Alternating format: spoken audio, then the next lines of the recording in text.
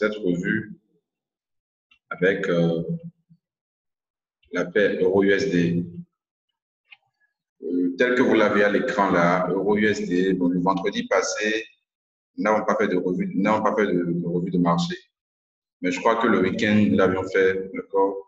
Et si vous aviez regardé sur notre chaîne YouTube, vous allez voir que nous avons établi un plan sur euro-USD. Le plan était de vendre, d'accord, depuis la cassure de ce support aussi là.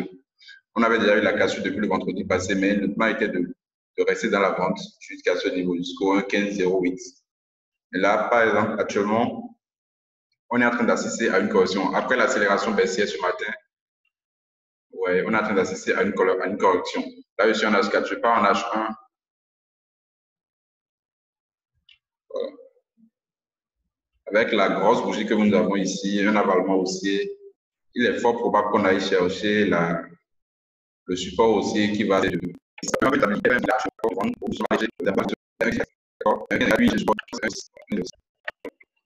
n'ai pas probablement ce support haussier là. Tant qu'on a des choses, d'accord, parce qu'on est probablement en train d'avoir une correction. Et si vous regardez, on peut continuer on peut aller ce niveau.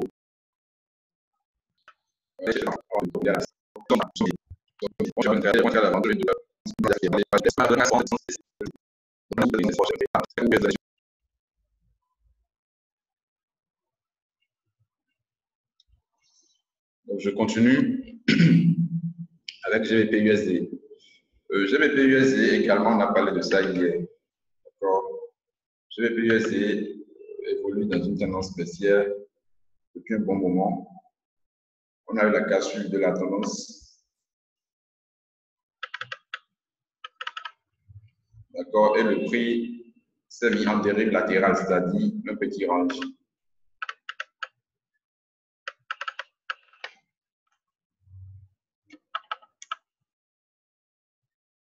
Voilà. Donc, nous avons ce range ici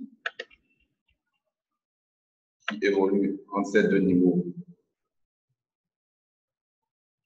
Donc, 1,2794 et 1,3051. Maintenant, dans ce range, vous avez cette tendance haussière qui a été cassée. On a une accélération haussière, d'accord, le pullback qui a laissé.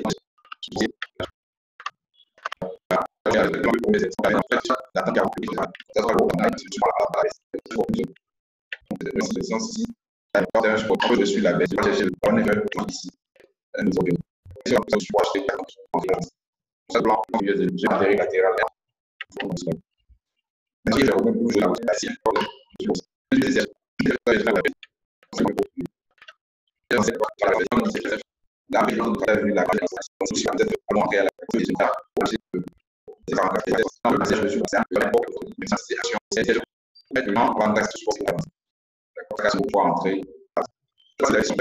Commencez par écrire dans la fenêtre de conversation.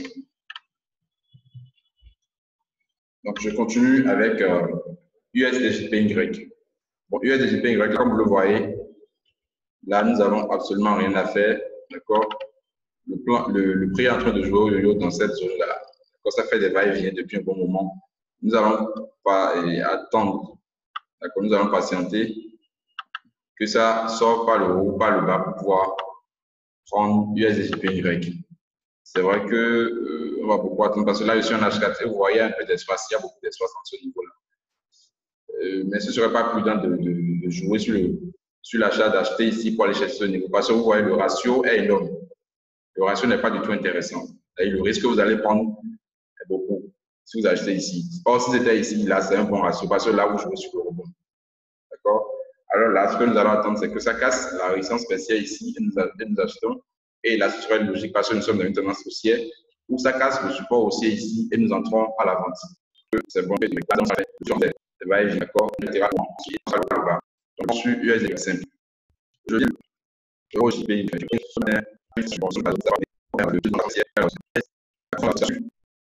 le dis, d'accord? À la base de H4, on va voir le spécial. Mais ça, c'est des gens qui sont pour eux,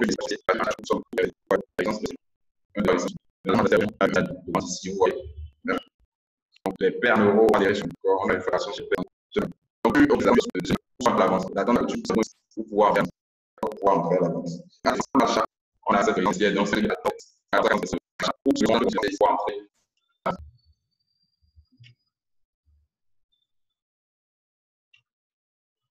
oui, je vais venir sur le gold. C'est même je vais venir sur cette, je vais rapidement parler de l'AUDNZD. AUDNZD est toujours intéressant. Le lundi passé, il y a une semaine, on l'avait pris ici. D'accord? On est sorti dans cette zone, je crois. Et là, c'est encore revenu sur le support haussier. Vous voyez, ça a déjà rebondi plusieurs fois sur ce support. Donc là également, c'est intéressant. Maintenant, bon, nous l'avions pris depuis le vendredi passé. On l'a acheté sur le rebond depuis le vendredi passé. Je ne sais pas si c'est toujours intéressant pour vous d'entrer là maintenant. Parce que là, le ratio n'est pas intéressant. Si vous deviez acheter ici le ratio, il ne serait pas du tout intéressant. Mais il n'est pas impossible parce que là, c'est un rebond. D'accord? C'est un rebond. Après un achat sur ce niveau, le stop serait placé sous le dernier creux. Donc, sous ce creux-là. Environ 1,0854. D'accord? Là, vous voulez jouer sur le rebond. Maintenant, si ça clôture en dessous de la zone que j'ai tracée ici, si ça clôture sous de 1, d'accord?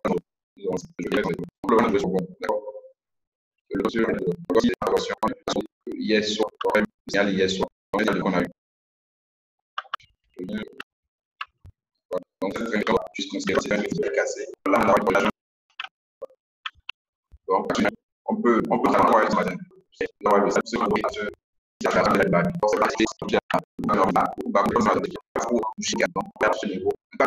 On est décidé.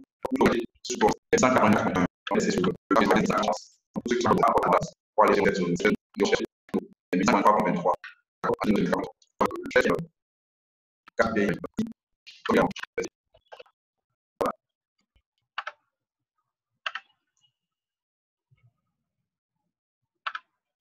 Donc, nous avons eu la cassure de ce support aussi ici. D'accord? Nous avons eu le pullback.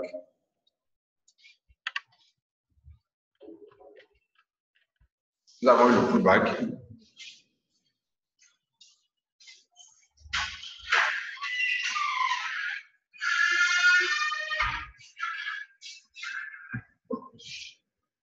Alors, il n'est pas impossible d'entrer à la vente sur ce niveau. Bon, nous avons envoyé le signal ce matin parce que nous avons eu la cassure, nous avons également le pullback. D'accord? Cassure, accélération baissière, pullback, ça a laissé de longues bêches. Raison pour laquelle nous sommes entrés à la vente. Et le premier take profit était sur le plus bas que ça a formé ce matin. Que ça a formé, je crois que c'était le vendredi. Voilà. Sur ce niveau. Maintenant, après, nous irons chercher le support haussier ici. Sur la ligne de tendance principale que nous avons ici. D'accord? Donc, on peut vendre sur ce niveau pour aller chercher d'abord les 83,76, puis le soir aussi. La confiance. Non, je sais pas.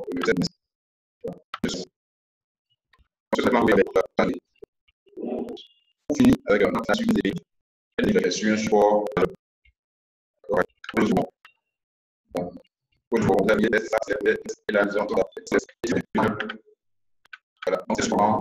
Ça a touché le là également. Là, le que nous aurons et sera passé de cette mèche-là. Donc, c'est pas trop. Sur ce creux. Et voilà, nous avons une divergence haussière sur NZ. Oui,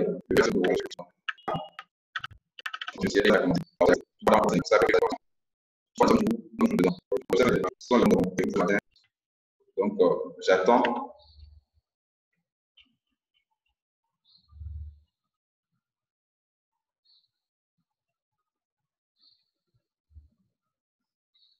Donc, je rappelle que vous pouvez retrouver également cette revue, tous les plans que nous avons établis ce matin sur notre chaîne YouTube, l'analyse T.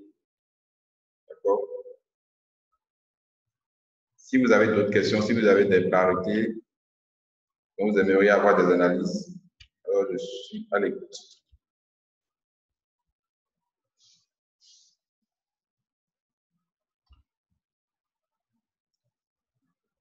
Donc, je rappelle les plans que nous avons établis ce matin. Il s'agit d'euros USD.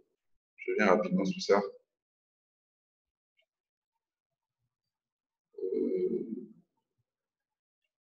Voilà, euro USD. D'accord, donc nous sommes baissiers sous cette résistance baissière-là. Et on a eu la cassure de ce support aussi. On est en train d'avoir une correction. Donc, on a dit qu'on peut rentrer à la vente pour aller chercher le plus bas de ce matin, puis les 1,1506. GBP USD est en dérive latérale. D'accord? Nous avons un range ici. Nous avons un range. Le prix est en train de rouler au sein du range. Il est préférable d'attendre la cassure par le haut, la cassure par le bas.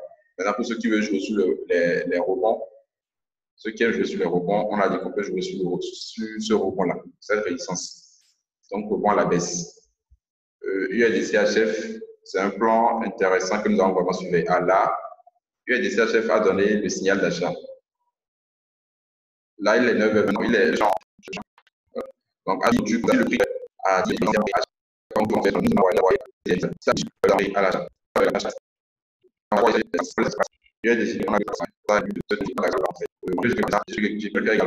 Et nous avons également un triangle comme la suivante. Ce sont des banques surveillées. Donc, on va surveiller pour voir les informations de ce matin. Donc, tout à l'heure, dans 6 minutes, on aura le PIB mensuel sur la liste, sur le GBP. D'accord? PIB des Royaumes-Unis. Et ce qui est prévu, le président, c'est 0,1%. La prévision, c'est 0,2%. Donc, il prévoit une augmentation du PIB britannique. Donc, si augmentation, si par exemple ce qui sortait est supérieur à 0,2%, alors là, on risque d'avoir une augmentation de la ligne. Maintenant, au même moment, nous avons la production manufacturière mensuelle. D'accord? Le président, c'est 0,4%. La prévision, 0,2%. Là, il prévoit une diminution. Alors là, dans ce cas, nous allons voir ce qui va sortir également pour voir quelles décisions il faut prendre. Toutefois, l'analyse technique, c'est ce qu'il faut privilégier. D'accord? Là, ce sont les informations importantes que nous avons au cours de la journée. Donc, les trois têtes, uniquement les trois têtes. Donc, comme je l'ai souvent dit, ce qu'il faut privilégier, c'est l'analyse technique. Donc, GBP ici. Donc, vous n'avez pas poser vos questions. Vous pouvez envoyer les parités dont vous aimeriez avoir des analyses.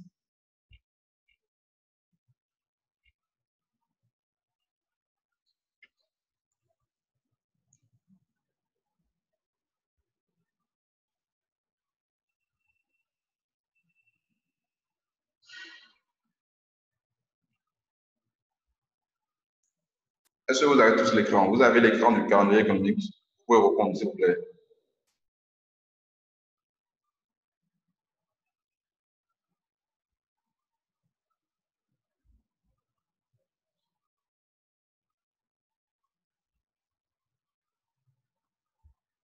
Est-ce que vous me recevez?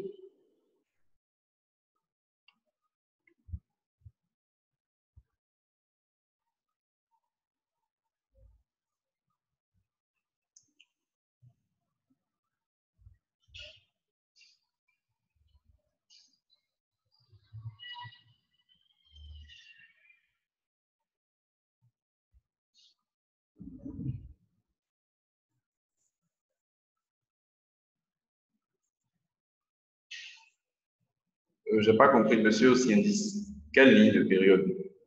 Vous parlez des lignes journalières là, c'est ça? Non, au fait, ça encombre le graphique. Et moi, personnellement, ça, je ne l'utilise pas.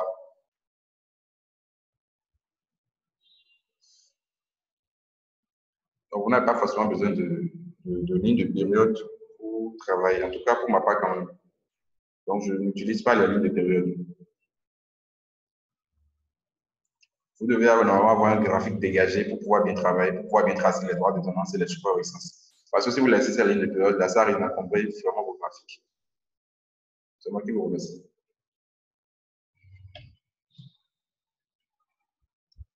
Dans 3 minutes, nous aurons les informations sur la livre sterling.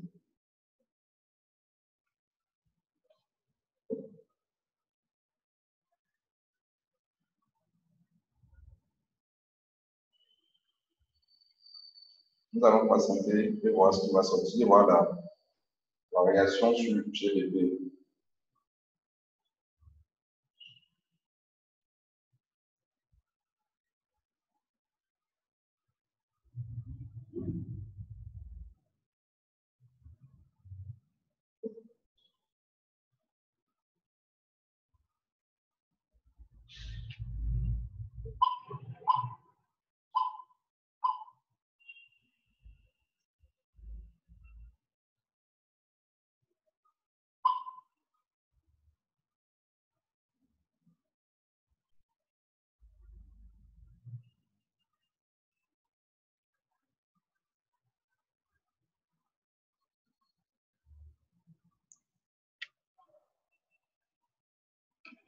Alors là, il ne reste qu'une minute. Nous allons voir.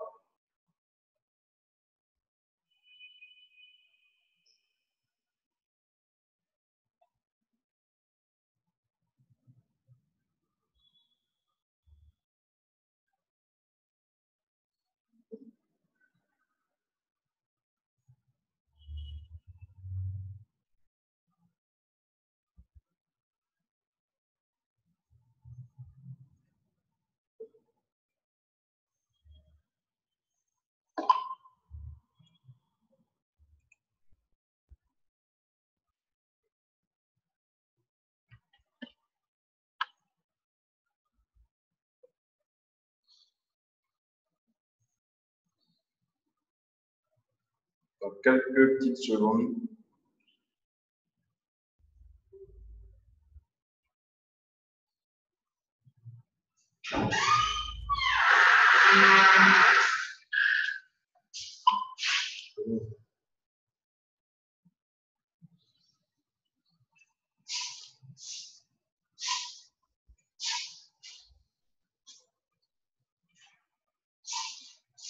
Donc là, nous allons surveiller les GBP pour voir l'impact de l'événement.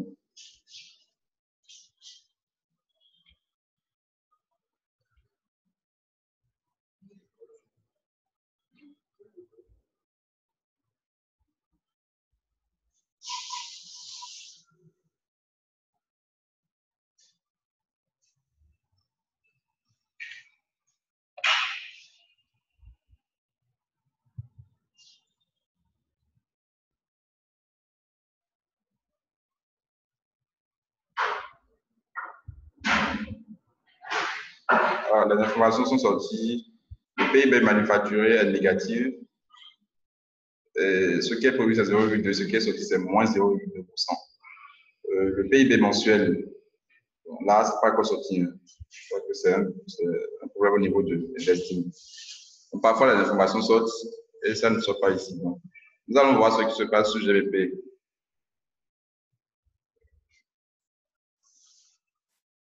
Donc, ça ne bouge pas trop. La paix ne bouge pas trop.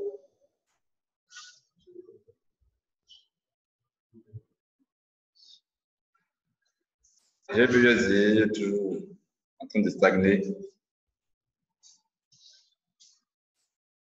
Donc, vous avez vu, l'information est sortie. Malgré ça, ça continue toujours sa hausse. Ça n'a pas trop changé. Donc, j'ai dit tout à l'heure que nous allons surveiller la clôture H4. Déjà, il est 9h30, donc ceux qui sont pressés, on peut déjà prendre l'USDCHF à l'achat en M30. Maintenant, pour ceux qui veulent vraiment attendre, ils vont attendre jusqu'à 10 heures pour voir la confirmation H1 et H4 pour pouvoir entrer à l'achat sur USDCHF. GBP, USD, là, le PIB n'est pas sorti. Mais on sait quand même que la position manufacturière est négative. Donc, si clôture, je vais en H1, bien sûr. En H1, je vais entrer à l'achat. Ça, c'est AUDN, c'est l'exemple. On a donc, je crois que c'est tout ce que nous avons prévu pour demain. Aujourd'hui, il est sorti. Je ne vais pas sortir. Ce sont la position manufacturière qui est sortie. Donc, pour le moment, je vais payer un truc. Faites de la route.